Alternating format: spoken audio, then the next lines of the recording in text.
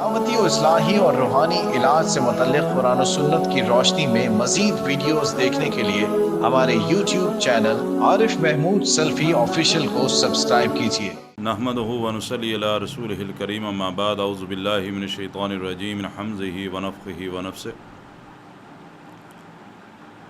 رمضان المبارک کا جو یہ ایام ہیں، یہ اپنی آخری منزل کی طرف جا رہے ہیں۔ آخری عشرہ شروع ہونے والا ہے۔ سب سے بنیادی بات تو یہ کہ ہمیں اللہ تعالیٰ کا جہاں شکر ادا کرنا چاہیے کہ اللہ تعالیٰ نے ہمیں زندگی میں دوبارہ یہ ایام عطا فرمائے، اس کے ساتھ ساتھ ہمیں اپنا احتساب بھی کرنا چاہیے، اپنے اوپر غور بھی کرنا چاہیے کہ کیا اس رمضان میں میرے اندر کوئی تبدیلی رونما ہوئی، میرے اندر جو پہلے کمزوریاں تھیں، کوتاہیاں تھیں، اس رمضان المبارک میں کیا وہ ختم ہو چکی ہیں؟ کیا میرا جو اللہ کے ساتھ تعلق تھا، جو اس رمضان سے پہلے تھا، کیا اس میں کوئی مضبوطی آئی؟ کیا میں نے اللہ تعالیٰ سے اپنے گناہوں کے اوپر توبہ کرتے ہوئے معافی مانگی، اپنے اللہ کو اپنے سے راضی کر لیا ہے؟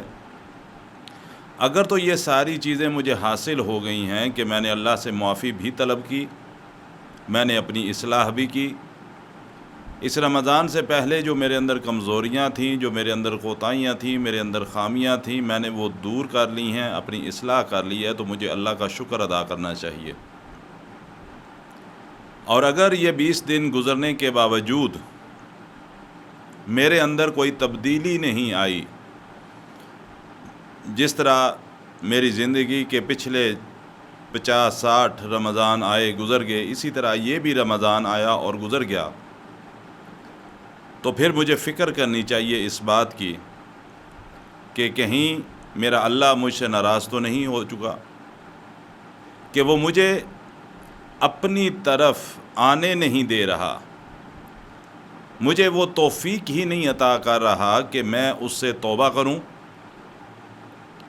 اگر میں نماز نہیں پڑھتا تو میرا اللہ میرے کون سے عمل کی وجہ سے مجھ سے ناراض ہے کہ وہ مجھے توفیق ہی نہیں عطا کر رہا کہ میں اس کے در پر جھکوں، اس کے سامنے اپنی جبین کو جھکاؤں، اس کی عبادت کروں؟ یہ ساری کی ساری باتیں مجھے سوچنی چاہیے، اور صرف سوچنی ہی نہیں چاہیے، سوچنے کے بعد پھر مجھے اپنا احتساب کرتے ہوئے اپنی اصلاح بھی کرنی چاہیے۔ ہو سکتا ہے اگلا رمضان ہماری زندگیوں میں نہ آئے۔ آج سے پہلے جو رمضان گزرے ہیں، کتنے ہمارے عزیز رشتہ دار تھے جو ہمارے ساتھ زندگی بسر کر رہے تھے، لیکن اس رمضان میں وہ ہمارے ساتھ نہیں ہیں، اور اگلے رمضان میں ہو سکتا ہے ہم میں سے کوئی نہ ہو۔ تو مجھے اور آپ کو، ہم سب کو یہ کوشش کرنی چاہیے کہ جو باقی 10 دن رہ گئے ہیں، اگر پچھلے 20 دنوں کے اندر میں اپنا احتساب نہیں کر سکا، اپنا محاسبہ نہیں کر سکا، تو ان 10 دنوں میں کم از کم میں اپنے رب کو اپنے سے منا لوں، اپنی اصلاح کر لوں، اللہ سے استغفار کرتے ہوئے اپنے گناہوں کی معافی طلب کر لوں، میرا اور میرے رب اللہ کا جو تعلق کمزور ہو چکا ہے، میں اس کو دوبارہ سے مضبوط کر لوں۔ ان 10 دنوں میں اس پورے ماہ رمضان کی برکات کو میں سمیٹوں۔ یہ 10 دن جو آخری 10 دن ہیں، یہ 10 دن انتہائی اہمیت رکھتے ہیں، کیونکہ اسی عشرہ یعنی انہی 10 دنوں میں ایک وہ رات ہے جس کی عبادت 1000 مہینوں کی عبادت سے بہتر ہے۔ اس لیے اس میں ہمیں زیادہ سے زیادہ عبادت کرنے کی کوشش کرنی چاہیے، تاکہ ہم اللہ سبحانہ و تعالی کا قرب حاصل کریں، ہمارا شمار اللہ کے مقرب بندوں کے اندر ہو۔ ہم اللہ کے پسندیدہ بن سکیں، اور اس کے ساتھ ساتھ ہمیں زیادہ سے زیادہ دعا کرنی چاہیے۔ سب سے پہلی بات کہ اپنے گناہوں کی معافی کی دعا کرنی چاہیے۔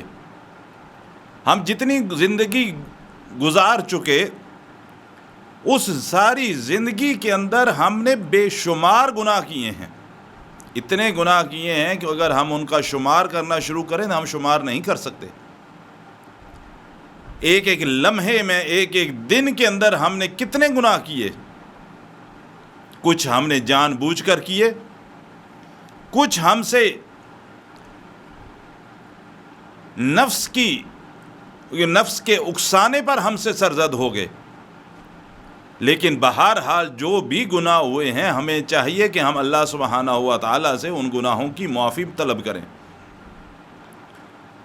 حضرت عائشہ رضی اللہ تعالی عنہا فرماتی ہیں کہ نبی صلی اللہ علیہ وسلم جب رمضان کا آخری عشرہ آتا تو آپ صلی اللہ علیہ وسلم پوری رات جاگا کرتے تھے، اور صرف خود نہیں بلکہ اپنے گھر والوں کو بھی جگاتے۔ اور جگانے کا مقصد کیا تھا؟ آپ صلی اللہ علیہ وسلم کے خود جاگنے کا مقصد کیا تھا؟ مقصد صرف اور صرف یہ تھا کہ سب اللہ کی عبادت کے اندر مصروف ہوں،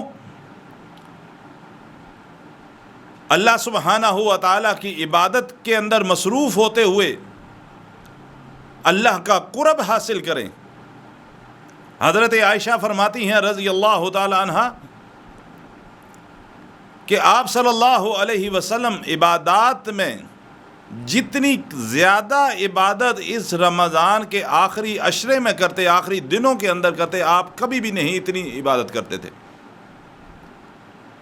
کہ پوری رات جاگنا، نوافل پڑھنا، اللہ کے قرآن کی تلاوت کرنا آپ صلی اللہ علیہ وسلم کا معمول ہوا کرتا تھا۔ اور یہ عمل آپ صرف خود نہیں بلکہ اپنے گھر والوں کو جگا کر ان کو بھی عبادت کے اندر مصروف فرماتے۔ لہذا ہمیں اس بات کی کوشش کرنی چاہیے کہ رمضان کے آخری عشرے میں اللہ کے نبی جناب محمد رسول اللہ صلی اللہ علیہ وسلم کے طرز عمل کو، آپ کی سیرت کو سامنے رکھتے ہوئے اس عشرے کے اندر زیادہ سے زیادہ عبادت کرنی چاہیے، اور اس عشرے کا کوئی بھی لمحہ جو ہے وہ ضائع نہیں ہونے دینا چاہیے۔